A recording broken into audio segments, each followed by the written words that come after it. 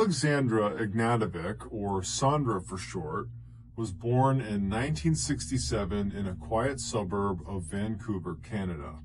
Her parents, who had immigrated to Canada from Yugoslavia, were both extremely hardworking people who also had big, warm personalities and great senses of humor. They would pass all three of those qualities on to their daughter, which in turn made her a very popular person from a young age.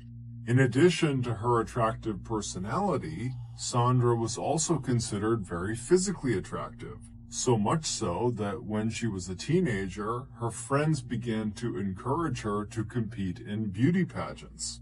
Sandra was always flattered by these remarks, but would laugh them off, saying she didn't belong in something like that. But in 1985, during Sandra's senior year of high school, she finally gave in to her friends' suggestions and entered a local beauty contest called the Miss Burnaby pageant. And much to her shock, but not to her friends, she would win. And this win would automatically enter her into the huge Miss Canada beauty competition that year, though she would lose that one. However, Sandra was not remotely fazed by the loss. She actually thought it was pretty funny that she had gotten as far as she had. After high school, Sandra lived at home with her parents and attended a technical school to become a dental assistant. During this time, Sandra and her mom, Sedenka, who she was very close with, developed a hobby that they did together on the weekends. On nice days, they would find local open houses and they would pretend to be in the market for buying a home, when in reality they just wanted to walk around the property and fantasize about what it would be like to live there. In 1987, when Sandra was 21 years old and was now working full-time as a dental assistant but still living at home, she and her mother, like usual, went to an open house one weekend in their neighborhood, and once they arrived, it was very crowded, and so they made their way off to the side and just began chatting in their family's native tongue, Serbo-Croatian. And so as they're doing this, a woman they didn't recognize walks up to them. She was this short, older woman with rosy cheeks who was grinning ear to ear, and when she reached the mother and daughter, she very excitedly began speaking in Serbo-Croatian as well. She said her name was Jelka Pesek, and she couldn't help but overhear them speaking in her native tongue. Like Sandra's parents, Jelka had immigrated to Canada from Yugoslavia, and like Sandra and her mom, Jelka was at this open house pretending to be in the market for a home when really she was just fantasizing same as they were. So these commonalities they shared immediately put them all at ease, and before long, all three of them were chatting and laughing like they were old friends. Over the course of their 15 or so minute-long conversation, Jelka eventually asked Sandra pretty point blank if she was single or in a relationship. And Sandra, who was a little caught off guard by the abrupt question, said, "I'm single." At which point, Jelka lit up, and with a smile on her face, she said, "Well, I'd love for you to meet my son Joe. He's about your age and single too." Sandra smiled, but before she could respond, Jelka kind of waved her off like she knew she was being too pushy, and she just said, "Look, our family owns an automotive shop in town. It's called Sam & Sons. If either of you ever have car troubles, it's on the house, bring your car in, and if you, Sandra, swing by, I'll introduce you to Joe."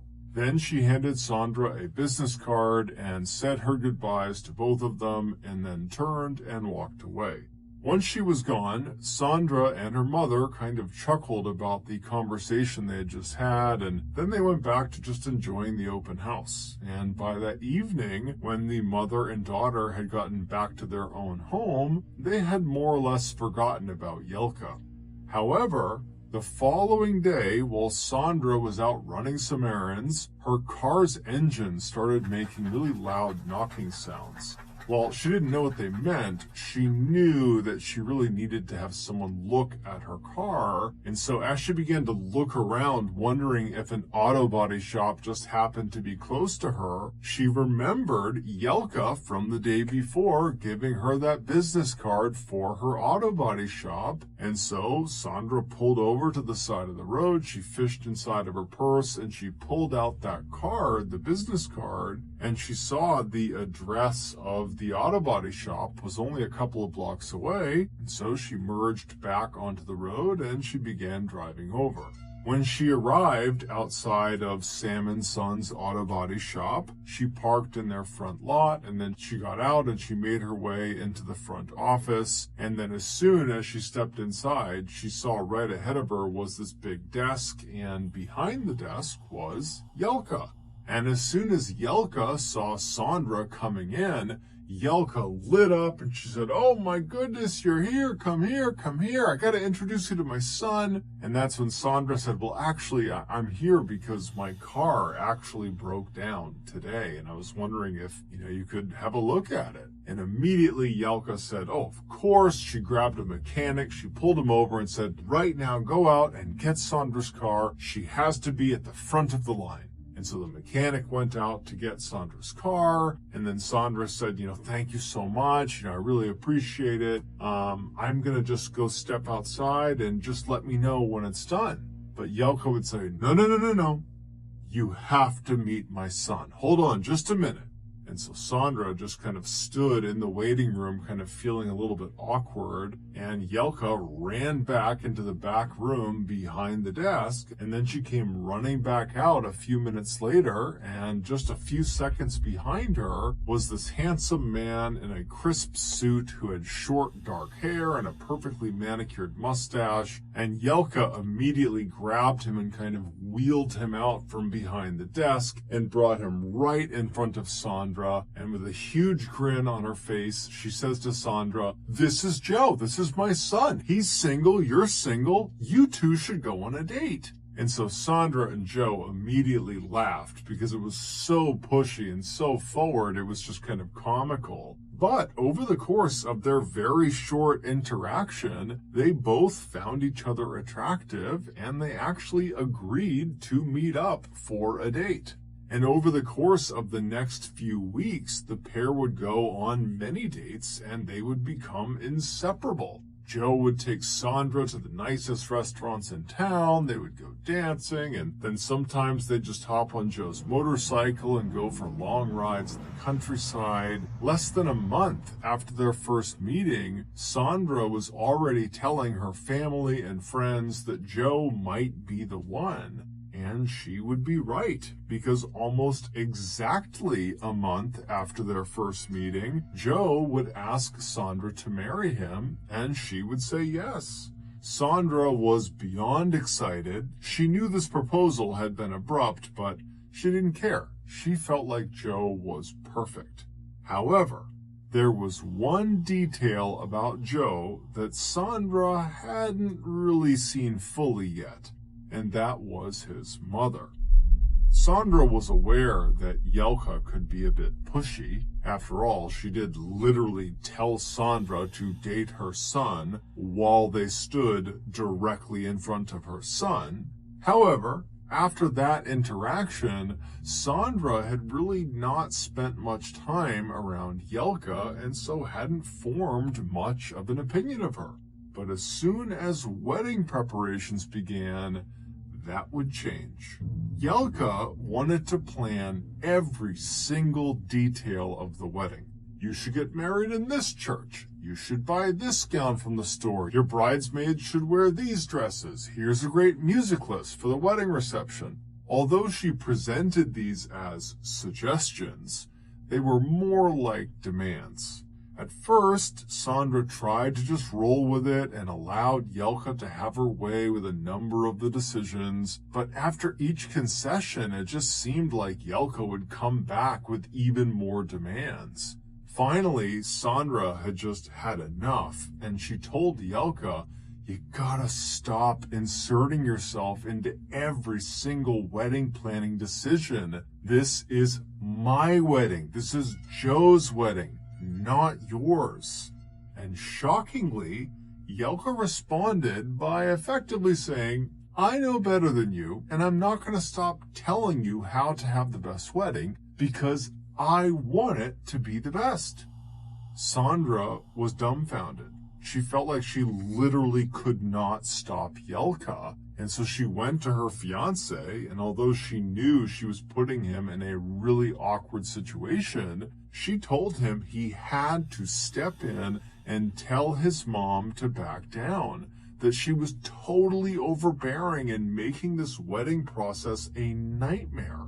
At first, Joe tried to act like Sandra was overreacting, but Sandra just was not having it, and she basically said, I will postpone this wedding if you don't handle this. And so after a deep sigh, Joe told Sandra, okay, I'll go talk to my mom. And sure enough, Joe would. And Yelka would step back as a result of this conversation. However, it was plainly obvious that Yelka was not happy about this. And to show her displeasure, for the rest of the wedding planning cycle, Yelka refused to look at or talk to Sandra. But as upsetting as this was for Sandra, ultimately she was kind of okay with it because one, Joe had demonstrated that he could have her back when she really needed him, and two, she didn't really like talking to Yelka at this point. She found her incredibly annoying, and so to have Yelka ignoring her was kind of a good deal. A few weeks before their wedding, Sandra and Joe, who at that point both still lived with their parents, decided to go out and get an apartment they could share together as a couple. And they found one. It was very small and was the only one they could actually afford, but it was relatively close to both of their families and their work, so they took it. After getting the keys, Sandra and her mom would spend a very fun weekend going out to yard sales and discount stores to decorate and furnish the apartment, and by the time they were done, Sandra and Joe loved it. On June 11th, 1988, Sandra and Joe finally got married in front of all of their friends and family, and everyone seemed to have a great time, except for Yelka. Then, after the wedding, the new couple headed off to Hawaii for their honeymoon. A week later, Sandra and Joe returned to Vancouver, and when they walked into their new apartment, they were both shocked.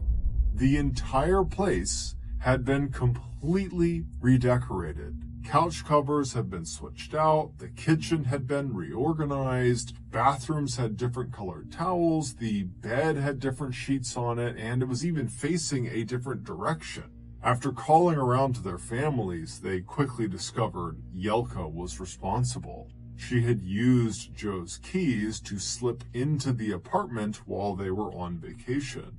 Sandra was furious. She and her mother had worked so hard to furnish and decorate the apartment to make it feel like her own, and now it just felt like Yelka's. It was so rude what she had done. Sandra literally couldn't believe it. Despite putting everything back the way it had been in their apartment, this was a massive violation of their privacy, and Sandra openly told Joe that she wanted nothing to do with his mother. However, it wasn't that simple for Joe. Despite her transgressions, Joe still loved his mom, and he got his paycheck from his mom. She was literally his boss at the auto body shop, so he couldn't just disown her, nor did he want to. This caused a lot of friction between the couple, but ultimately they just kind of accepted that they would need to find a way to live with Yelka and her intrusive behavior because she wasn't going anywhere. But despite Sandra's best efforts to put up with Yelka, Yelka made that nearly impossible on a regular basis. Shortly after the apartment redecorating incident, where afterwards Joe and Sandra told Yelka, "You cannot sneak into our apartment when we are gone," Yelka began sneaking into the couple's apartment when they were gone. Yelka had made a copy of her son's keys and just came and went as she pleased. At first, all she did was straighten things up around the apartment and periodically would go through their fridge, throwing away old food and sometimes replacing certain food items with other food items that she believed were better in some way. At first, Joe and Sandra actually didn't notice, but when it seemed like their entire fridge was starting to become full of food neither of them remembered purchasing, they confronted Yelka, and sure enough, she admitted to it. But the way she framed it was that she was simply swinging by and dropping off groceries. After this admission, privately, Sandra told Joe that he had to step in and stop Yelka from doing this. They had already told her, you can't do this, and she's doing it all over again. And Joe, he would tell his wife, oh yeah, I'm going to tell her to stop, for sure. He actually would not. And so Yelka would just continue to come in and out of their apartment as she pleased.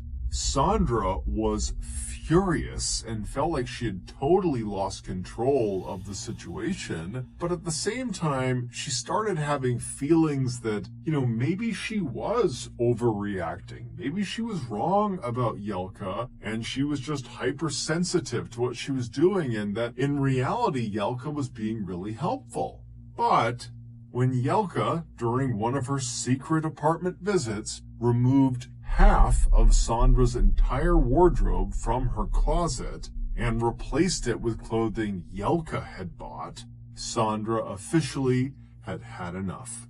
Instead of waiting for Joe to come home that evening and to figure out what to do together, Sandra just hopped in her car and drove right over to her in-laws' house. When she arrived, she ran up the front steps. She didn't even knock on their door. She simply opened it and screamed at Yelka, who was straight ahead in the kitchen, that she can never come in their apartment without permission ever again. Then she screamed at Yelka to give her her clothing back immediately. Yelka seemed totally unfazed by this, and instead of saying sorry or trying to make an excuse, she just said very matter-of-factly, you don't look good in your clothing. I know what you look good in. Then she walked over to a closet near the front door, pulled out several dresses and blouses and kind of chucked them at Sandra, and then holding her crumpled clothes in her arms, Sandra glared at Yelka for an extra second before turning and storming out of the house back to her car. When she got back to her apartment, Joe had come home at this point, so Sandra walked in and pretty much immediately laid into him. She explained how his mom had taken her clothes and that now she had just completely had it. She was done with Yelka. She can't come back in here. It's over. It's done. But while the couple fought, there was a knock on their front door. The couple stopped talking, and Joe stood up and walked over to the door, and he opened it. And shockingly, standing on the other side was Yelka and her husband, Sam. Sandra saw them and literally ran over and slammed the door in their face, but through the now shut door, she heard Yelka call out, "Please let us in. I have something very important I want to tell you." Sandra could sense that Yelka's tone seemed different somehow. Perhaps she was here to apologize. It certainly seemed possible given recent events. And so while holding the doorknob, Sandra turned and looked at Joe, who had a look of, I don't know what to do on his face.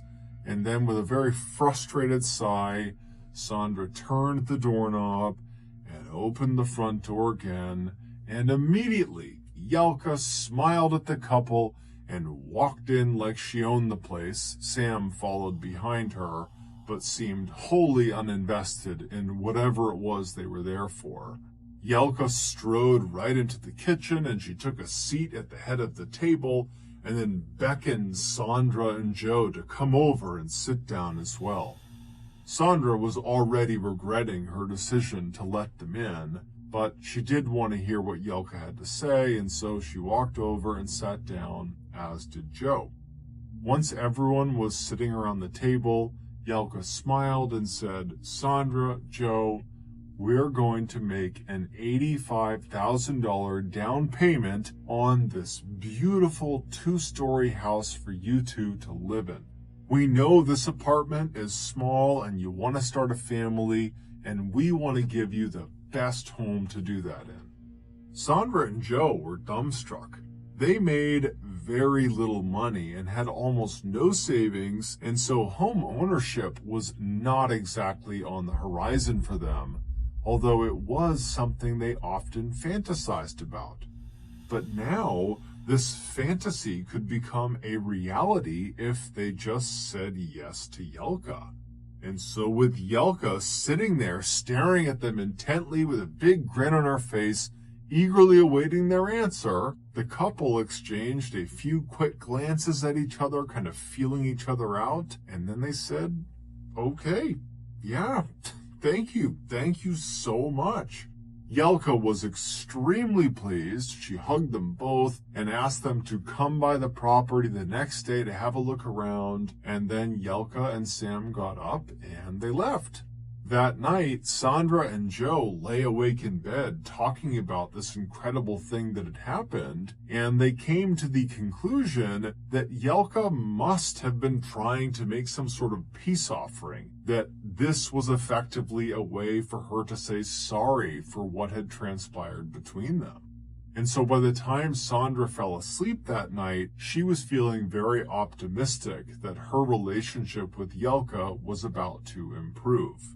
The following day, Sandra and Joe drove over to the house that they had just agreed to let Yelka and Sam put the down payment on, and right away, what stood out to Sandra was the home's proximity to Yelka's house. It was only about 5 minutes' drive away, much closer than their current apartment was to Yelka's house. Also, as soon as Yelka arrived in her car and got out to talk to them on the sidewalk, she was absolutely brimming with excitement, talking about how she couldn't wait to start decorating the inside of the house. It was like she was moving into the house.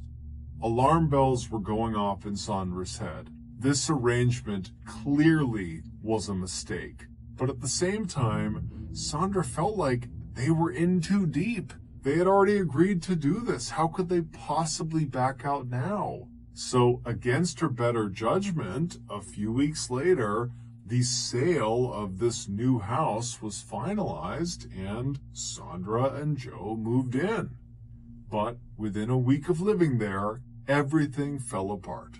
Sandra had mentioned to Joe that she wanted to put in a simple red accent tile along the back of the kitchen wall. Joe had apparently relayed this information to his mother, who promptly arrived at the house specifically to tell Sandra she wasn't allowed to do that Yelka already had plans for the kitchen. A massive fight broke out between the two women that ended with Sandra saying, "You know what? I'm done. I'm leaving. I'm moving in with my mom." Then Sandra did just that. She grabbed her things, put them in the car, and she left. Joe, who by now seemed to have just given up trying to keep the peace between his wife and his mother, didn't even try to stop her. It looked like Joe and Sandra's marriage was destined to fail. Yelka was just too much to overcome. But only a week after moving back in with her mother, Sandra started to feel nauseous. She took a pregnancy test and it revealed that she was pregnant. She was going to have Joe's baby.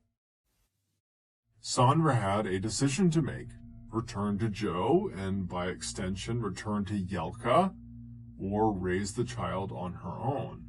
She called Joe to break the pregnancy news and talk about the way ahead for them, and he was extremely excited and begged her to come back and live in the house together again, and he promised he would keep his mother under control. By the end of the call, Sandra decided she was willing to go back and give it another shot, not because Joe was so convincing or that she thought Yelka was really going to change, but because she felt like she owed it to her unborn child. And much to Sandra's surprise, once she moved back into the house with Joe, it actually was much better than before. Namely because Yelka actually seemed to be giving them space. Clearly, Joe had laid down the law with her, and Yelka was respecting it. She gave them so much space that by the time Sandra actually gave birth to her son Brandon, she found herself secretly starting to kind of like Yelka, just a little bit. 6 months after Brandon was born, Sandra and Joe were both starting to feel very run down from being on baby duty 24/7, and so Joe suggested they go out on a date night that Friday. Sandra loved the idea and asked Joe to get them a babysitter, and then once he said he had, they made reservations for their favorite restaurant. When Friday came around, as Sandra was getting ready for the night, they heard the babysitter knock on the front door. Sandra opened the door and saw Yelka. Despite her recent good behavior, Sandra was still very much on edge, wondering when the old Yelka was going to come back out again. And so her immediate reaction to seeing Yelka on the other side of this door was, "What are you doing here?" Yelka looked at her funny and said, "I'm your babysitter. Joe asked me." Sandra immediately whipped her head around and looked at Joe, who was now standing very sheepishly in the middle of the room. Before Sandra could say anything to him, Yelka had slipped past her into the house and was already talking about how she and Brandon were going to have such a wonderful night together and that everything was going to be just fine. Sandra shut the door and then grabbed Joe and pulled him into another room and told him she didn't like this, that he should have told her he was going to have her babysit their son. But Joe told her she was overreacting, that, despite their past issues, his mom was really excellent with kids. This would be fine. Sandra did not like this, but eventually conceded. And then before the couple left, Sandra gave Yelka very specific instructions for how to care for Brandon, what to feed him, what time to put him to bed, etc. And the whole time, Yelka just reassured Sandra that it was going to be just fine. Just go out and have fun. Finally, after giving all the instructions she could possibly think of, Sandra and Joe said goodbye and they left. They went out to their favorite restaurant, and then afterwards they went to a club to go dancing. And as soon as they got there, Sandra stepped away and hopped on a payphone to call Yelka to make sure everything was going okay with their son. And when Yelka picked up, she informed Sandra that the boy was, quote, out like a light, because apparently she had given him some tea from the old country. Sandra said, "What? I told you he only takes breast milk. What did you give him?" And Yelka just laughed and said, "Don't worry about it. It's fine. He's asleep. Go enjoy yourself." Sandra was horrified. She hung up on Yelka and ran back into the club. She grabbed Joe and said, "Your mom just fed something to Brandon that she shouldn't have. We have to go." The two ran from the club. They hopped in the car, and then Sandra flew back to their house. As soon as they were parked outside, she ran up the steps into the house, right past Yelka, into her son's nursery, and then standing next to his crib, she reached down and she lifted him up, which should have woken him up, but it didn't. He just lay limp in her arms. And so immediately Sandra pressed his mouth up against her ear to see if he was still breathing, and barely she could tell he was still breathing. But despite screaming his name and moving him around, nothing was waking him up. And so by this point, Yelka had come into the room and she was trying to convince Sandra that this was no big deal, that, the tea from the old country works great. You got nothing to worry about. But at this point, Sandra is panicking and she's screaming at Yelka to tell her what was in the tea you gave him. But Yelka just wouldn't give her an answer. She just kept laughing and saying it was fine. And so finally, Sandra just takes her son and runs past Yelka, runs past Joe. She runs out to the car. She strapped her little boy into his car seat, and then she flew to the emergency room. And then when she got there, she hopped out. She's carrying her baby. She's hysterically crying. And she runs in through the doors, and all the doctors and nurses, they run over, and they take the child from her, and they're asking all these questions. They're trying to figure out what's going on, and they start feeling for a pulse, and they would find one. However, it was very, very slow. And so they whisked Brandon away into an exam room to work on him and figure out what was going on. Meanwhile, Sandra just had to pace in the waiting room, crying hysterically, having no idea what's happening to her boy. But luckily, just a few minutes later, one of the doctors would come back out of the exam room, and they would tell Sandra that, we think your son's going to be just fine. We don't know what he consumed, but whatever it was not good, and he should never have that again. And then he told Sandra she could come back and actually be with her son again. And so Sandra left the waiting room and she went down the hall. She went into the room where her son was. And there, laying on this bed with wires and tubes connected to him, is her little boy, who still looks totally lifeless. And so Sandra walked around and she sat down next to the bed and she laid her head down on the pillow and just looked at her son.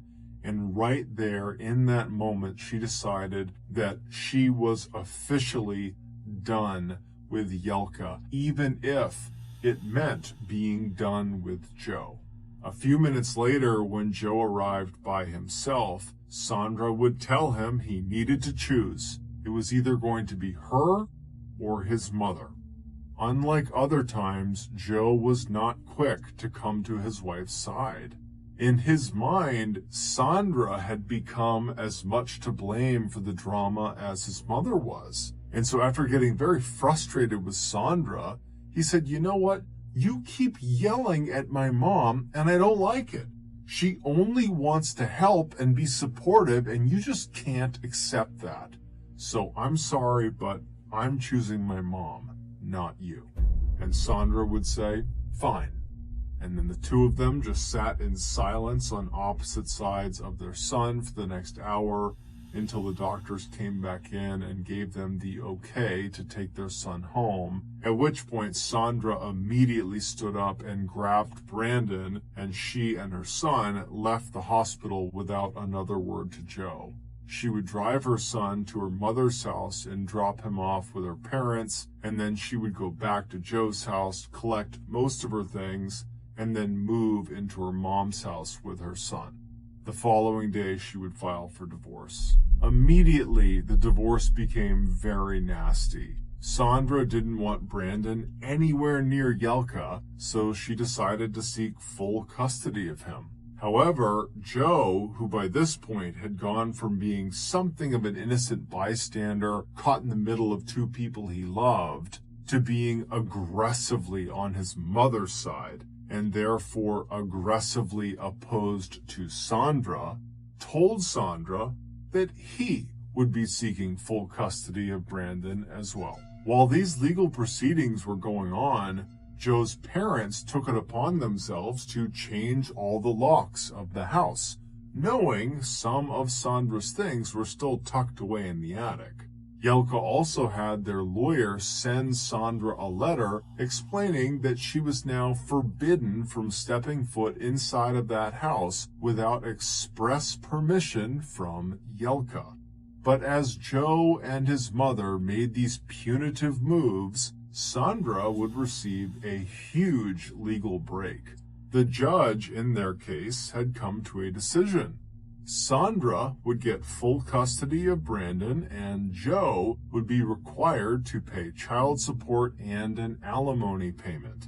The judge also ruled that Sandra would get primary ownership status of the house that Yelka had put the down payment on, And on top of all of that, based on Yelka's previous behavior, she was forbidden from having any contact with both Sandra and Brandon.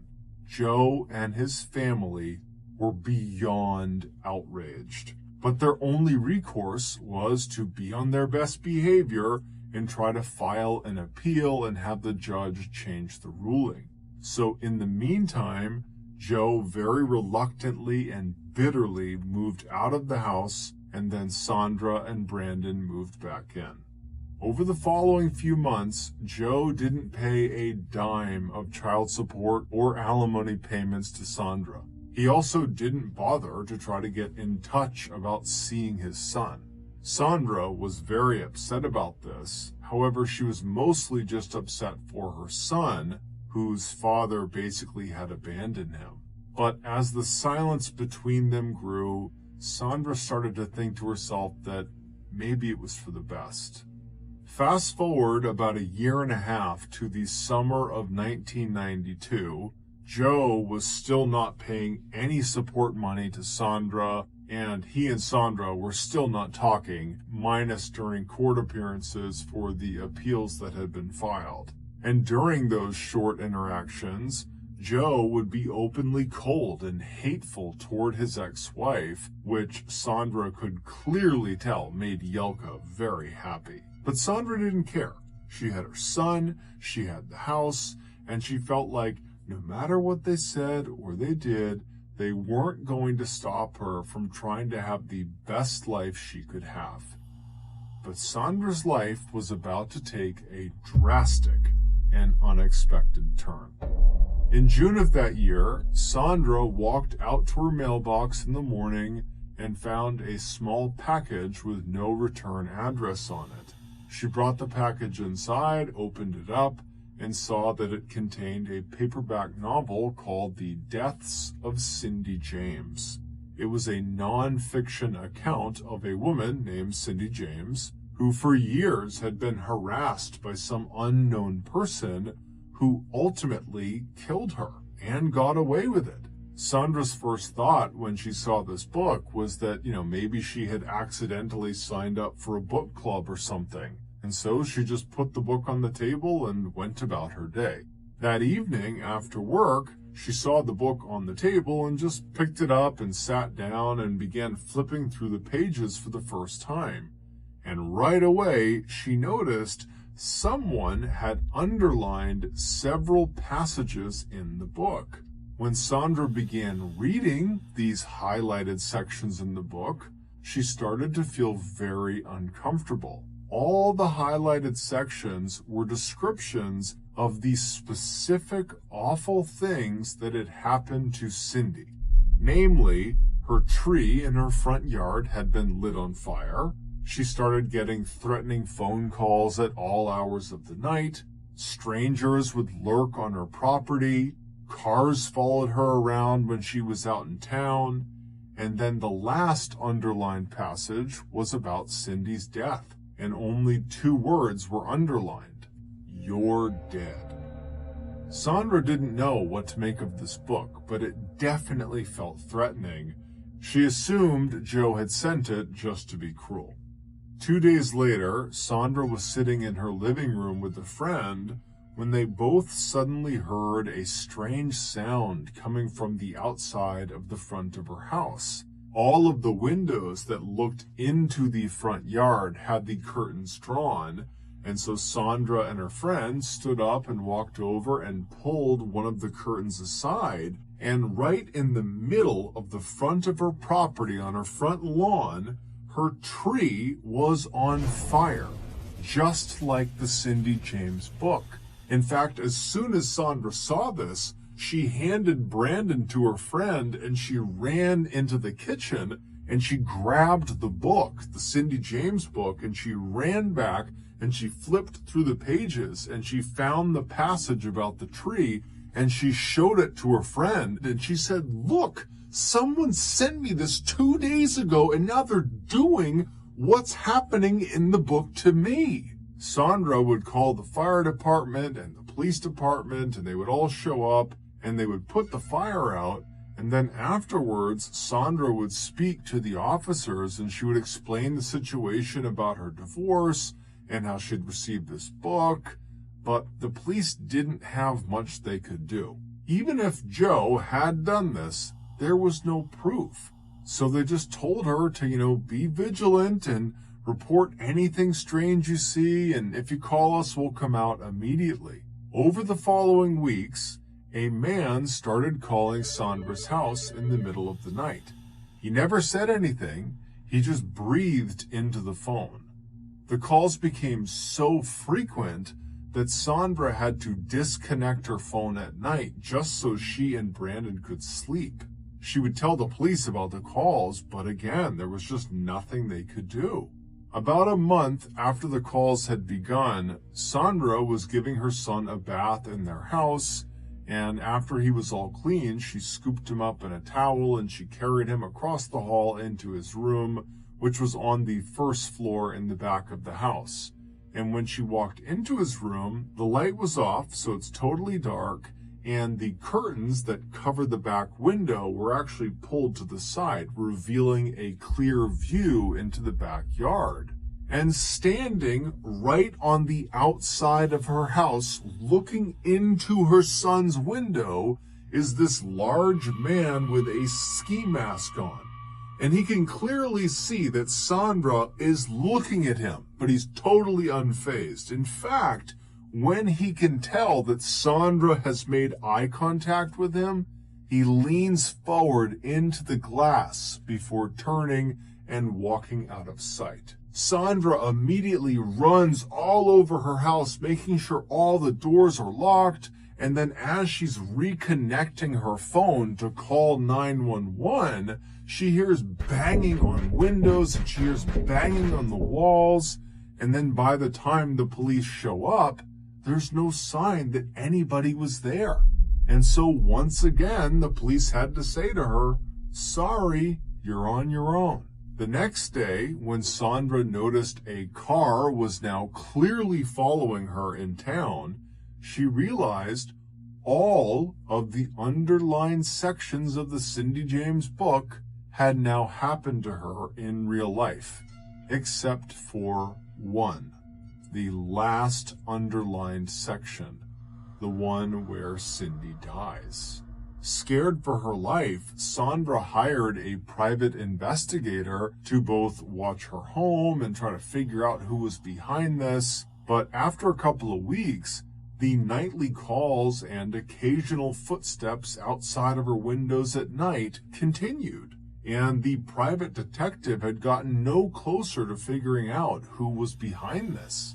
However, he did tell Sandra that he had been following Joe around and watching him and his family, and they all appeared to just be living a normal life. On the afternoon of August 5th of that year, so 2 months after receiving the Cindy James book in the mail, Sandra walked out of her dental office with her coworker Bernice. That day, Sandra was supposed to give Bernice a ride home. So the pair walked across the parking lot to the road where Sandra's car was parked. Sandra hopped in the driver's seat and fired up the engine, while Bernice hopped in the passenger seat and bent down to shove her bag underneath the seat below her. As Bernice was bent down, she suddenly heard gunfire on her left. She screamed and stayed bent forward, gripping the back of her head to protect herself, and then when the shooting stopped, Bernice sat up and looked out the front window, and she saw a red car speeding away from them.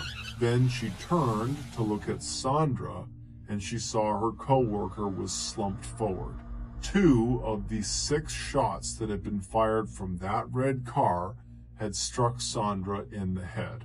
Bernice ran out of the car and she got help, and before long the police and paramedics were there, but by the time they reached Sandra, it was too late. She was already deceased.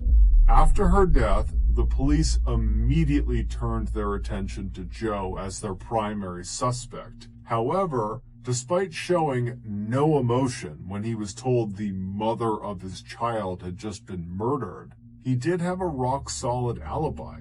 He had been at a public swimming pool during the shooting, and even had a receipt to prove it. But the police just weren't buying it. Something seemed off about him. So they began staking out Joe's parents' house, which is where he was living at the time, watching to see what Joe did and who he talked to.